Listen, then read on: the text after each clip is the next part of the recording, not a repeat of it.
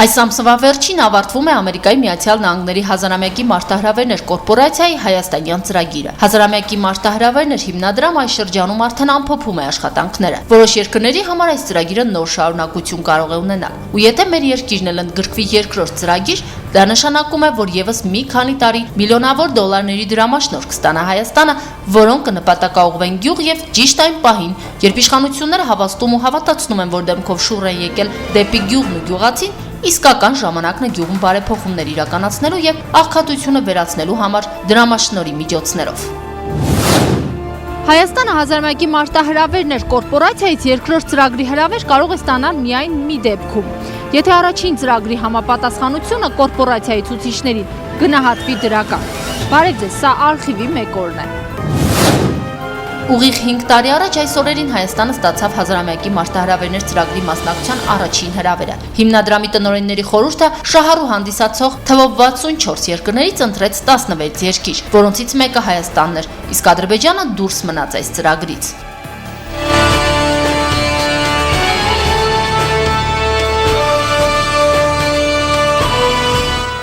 2006 թվականի մարտի 27-ին Վաշինգտոնում Հայաստանի այն ժամանակ ֆինանսների ու էկոնոմիկայի նախարար Վարդան Խաչատրյանը եւ Ամերիկայի Միացյալ Նահանգների պետքարտուղար Քոնդոլիսա Ռայզը ստորագրեցին հազարամյակի մարտահրավերներ կորպորացիայի $235 միլիոն արժողության դրամաշնորհի տրամադրման համաձայնագիրը։ Մեկ տարի անց 2007 թվականին Հայաստանին արդեն ծրագրով առաջին ֆինանսավորումներ հատկացվում եւ կանխորոշվելու էր ծրագրի հետագա ընթացքը 5 տարվա կտրվածքով։ Արխիվի միջոցով տեղափոխվենք 4 տարի առաջ ճիշտ այս օրերը, երբ կանխորոշվելու էր ծրագրի հետագա ընթացքը 5 տարվա կտրվածքով։ Արխիվ 2007 թվական հոկտեմբեր։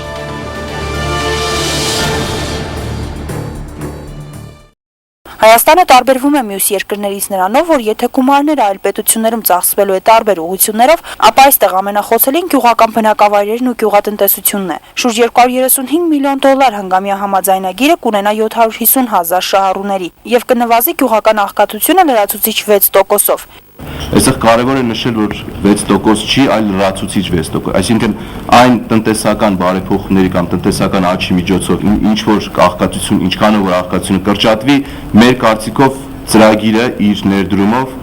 եւս լրացուցիչ մինչեւ 6%-ով իր ազդեցությունը կունենա։ Շիրակի մարզը մեծ հույսեր է կապում ծրագրի իրագործման հետ, քանի որ հազարամյակի մարտահրավերով լուրջ ներդրումներ են նախատեսված մեր մարզի համար։ Այն հայտը, որ ներկայացրել էր կառավարությունը, նաև Շիրակի մարզի կտրվածքով լուրջ ներդրումներ էր սպասվում եւ այդ ներդրումները արդեն գալիք տարում դառնալու են իրականություն։ Առաջին հատկացումներն արդեն արված են։ Հազարամյակի մարտահրավեր ծրագիրը մինչև 2011 թվականը կծավալի իր գործունեությունը բոլոր մարզերում։ Միայն թե 2007 եւ 2008 թվականի ընտրությունները չկասեցնեն ծրագրի հետագա ընթացքը։ Ուղիղ 2 տարի անց, սակայն ծրագրի կատարման ընթացքը սկսեց կտրուկ դանդաղել, հետո կասկածի տակ դրվեց ծրագրի որոշ բաղադրիչների կատարումը։ Խոսքը վերաբերում էր մոտ $60 միլիոն արժողությամբ ճանապարհաշինության եւ ոռոգման համակարգերի շինարարությանն ուղղված աշխատանքների կասեցմանը։ Սակայն նախային մասին, թե ինչ ծրագիր էր հազարամյակի մարտահրավերներ ծրագիրը, ում կամ ինչին էր ուղղված եւ ինչի համար էր Ամերիկայի Միացյալ Նահանգների կառավարությունը համաշխարհային ֆինանսատնտեսական ճգնաժամի նախօրեին միլիոնների դրամաշնորհ հատկացնում Հայաստանի կառավարությանը առանց փոխհատուցման։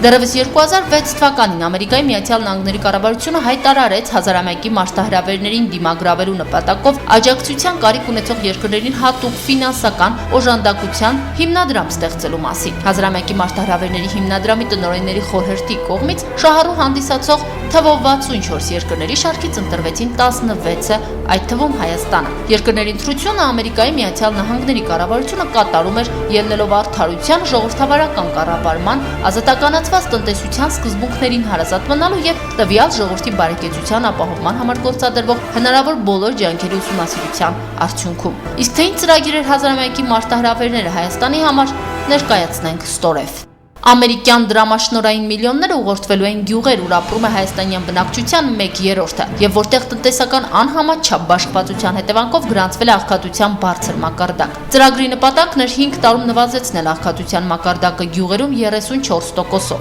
Ծրագրի ուղղակի շահառու համարվում էր հայաստանյան գյուղացիների շուրջ 75%-ը կամ 750,000 մարդ։ Ակնկալվում էր կառուցել 943 կիլոմետր ճանապարհ հանրապետական եւ տեղական նշանակության, 19 կամուրջ, նաեւ ջրաշինարարություն, որում ընդգրկված էին ջրահեռացման համակարգերի, պոմպակայանների, մեխանիկական աշխատանքների փոփոխություն ինքնահոս եղանակով, ինչպես նաև ներտնային ոռոգման ցանցերի վերանորոգում եւ ամենակարևոր բաղադրիչը այս ծրագրում կոչվում էր ջրից դեպի շուկա։ Այս ծրագրով նախատեսվում էր հատուկ տնտեսական դասընթացներ անցկացնել գյուղերում եւ աղքատ գյուղացուն պատրաստել որպես գրագետ ֆերմեր, որ լավ իմանա ջրից դեպի շուկա ծրագիրը, այսինքն ինչ ցանել, ինչ մշակել եւ որտեղ ու ինչպես դուրս բերել շուկա։ Եվ այս ամենի դիմաց կամ 235 միլիոն դոլար անփոխատույց հատկացվող դրամաշնորհի դիմաց Միացյալ Նահանգների կառավարությունը մեկ պահանջ էր ներկայացնում՝ երկրում ապահովել ժողովրդավարական բարեփոխումներ։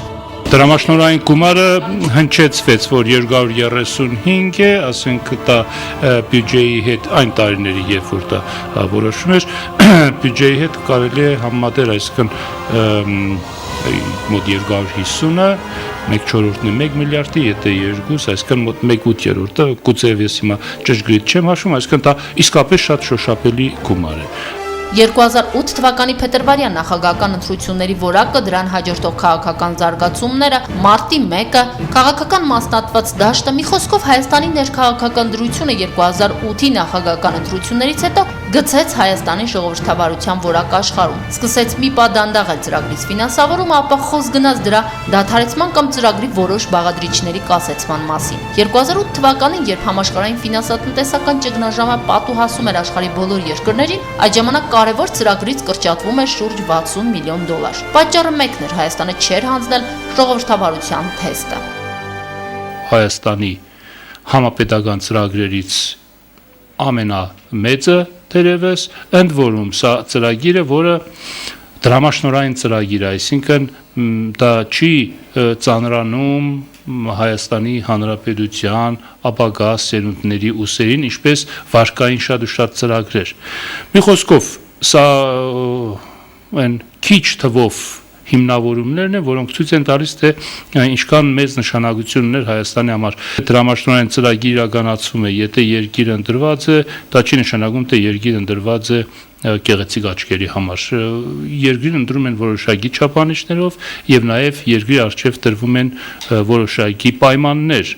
Եթե դուք այս ծրագրի շրջանակներում շնորհառու եք, ուրեմն դուք պետք է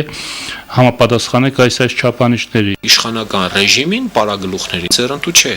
Նույնիսկ 200 միլիոն դոլարով, նույնիսկ 2 միլիարդ դոլարի դիմաց սրանք համաձայն չեն, որ այստեղ քաղաքացիները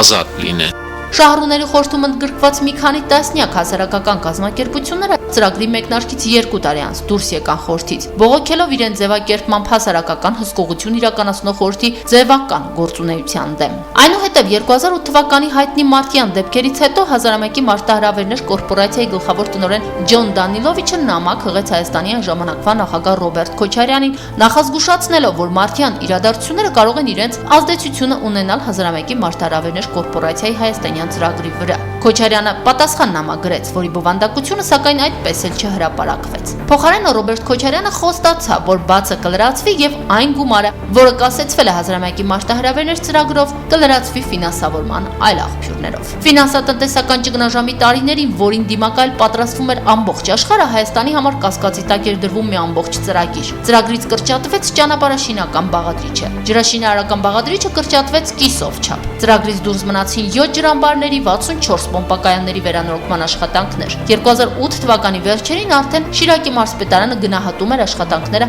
ըստ կարևորության ու քննարկում, թե որ աշխատանքներն են ծրագրից դուրս մնալու, քանի որ շուրջ 60 միլիոն դոլար գումարի հատկացումը Միացյալ Նահանգները կասեցրել էր։ Նորից տեղափոխվենք արխիվ, այս անգամ 2008 թվական սեպտեմբեր։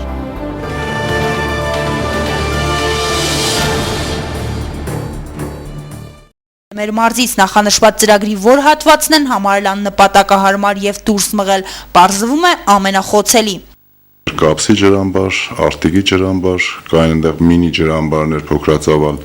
Բագրավանի ջրամբար։ Սկզբում դրանք ընդգրկված էին Հետագայում դրանցից ճանապարհները ժամանակավորապես թե հիմնովին դուրս մնացին, առայժմ գործում է 3 հիմնական ուղղություն ռոռոկման համակարգերի Շիրակի Մայրջրանցքի 26-րդ բաժանարարի եւ Աչափնյա Ջրանցքի հիդրոկառուցվածքների վերականգնումը։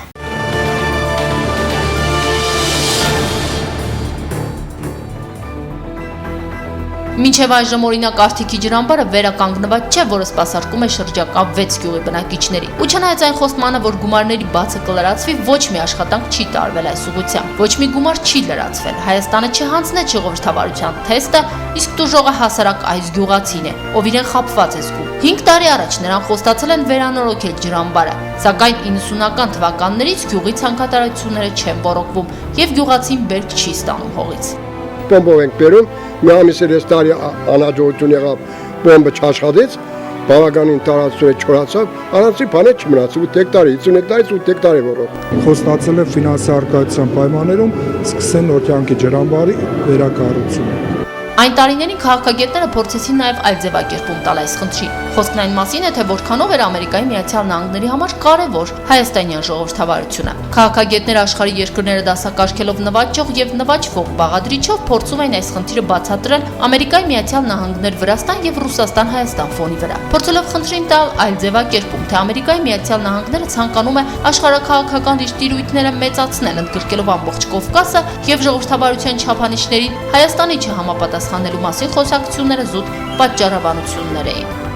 Անկնե կա, եւ Միացյալ Նահանգների գործոնը եւ մեր իշխանությունների մոտեցումը։ Միացյալ Նահանգները մենք գիտենք, ամենուրեք հետամուտ է լինում իր քաղաքական, տնտեսական եւ ռազմավարական շահերին։ Եվ նման ծրագրերը, թեկուզ ազամյակի մարտահրավերներ եւ այլն, ուղղակի նրան միջոց են իրենց քաղաքական, ռազմավարական շահերը ամրապնդելու համար։ Իմ կարծիքով սա նաեւ կարելի է կապել անդրկովկասում մտածող քաղաքականության հետ։ Չէ՞ որ վերջին հաշվով այսօր մենք գիտենք, որ Վրաստանը գնում է դեպի Միացյալ Նահանգներ, Հայաստանը մնում է դեռևս ռուսամետ կողմնորոշման դիրքերում եւ այստեղ Միացյալ Նահանգներ Ռուսաստան հագամարտությունը իր էական ազդեցություն ունի։ Եվ հետո Միացյալ Նահանգները, որը սիրում է ժողովրդավարության դասեր տալ ամբողջ աշխարհին, հենց այդ նույն ժողովրդավարության դասերի միջոցով փորձում է զրկել այն հնարավոր երևույթներից, որոնք կանգնած են իր ճանապարհին։ Սակայն ինչ էլ լինի, պարզ է, որ Հայաստանը չէր հանձնել ժողովրդավարության թեստը եւ գցել էր իր վարկանիշը աշխարհում։ Եվ հիմա 2011 թվականին, երբ ծրագիրը ավարտվում է, խոսակցությունները ծավալվում են արդեն մեկ այլ ուղղությամբ։ Ծրագիրը կունենա արդյոք շարունակություն Հայաստանի համար, թե ոչ, կամ Հայաստանը կընդգրկվի հաջորդ շահառուների ցուցակում։ Մարդիկ, ովքեր ի սկզբանե եղել են այս ծրագրի ակունքներում, այնքան էլ լավատես չեն եւ ափսոսանք են հայտնում դրա համար։ Ափսոսում եմ, որ սա այսպես ստացվեց, բայց այն աշխատանքը, ինչ որ արվել է այս 5 տարիների ընթացքում, ես խիստ կարևորում եմ, որովհետև սա նպաստեց գյուղատնտեսության զարգացմանը։ Բոլորս դեպի գյուղը, գյուղացին, գյուղատնտեսությունը եւ այդ հայտարարության ֆոնի վրա դեպի գյուղը, գյուղատնտեսությունը, գյուղացին ուղղված ամենաէֆեկտիվ ծրագիրը ընդհատվում է։ Ճիշտ այն ժամանակ, երբ բոլորը մեծից փոքր խոսում են գյուղի, գյուղացու մասին, երաշխավորում են, որ դեմքերը շրջել են գյուղն ու գյուղատնտեսությունը, գյուղացուն փորձում են համոզել աննախադեպ էժան վարկերով, ձևավորվում են կոլտնտեսություններ, որ մեքենասարքավորումները կամ գյուղտեխնիկան օպտիմալ օգտագործվի, այս ծրագրի շարունակությունը կարող է իսկական փրկություն լինել գյուղի եւ գյուղացու համար։ Սակայն գյուղին հասցեականացված ամենախոշոր դրամաշնորհային ծրագիրը հայաստանյան գյուղերում շատ հնարավոր է, որ շարունակություն չունենա, քանի որ փորձագետների համոզմամբ Հայաստանը ավելի շուտ հայաստանյան իշխանությունները չեն արդարացրել իրենց ժողովրդավարության առումով։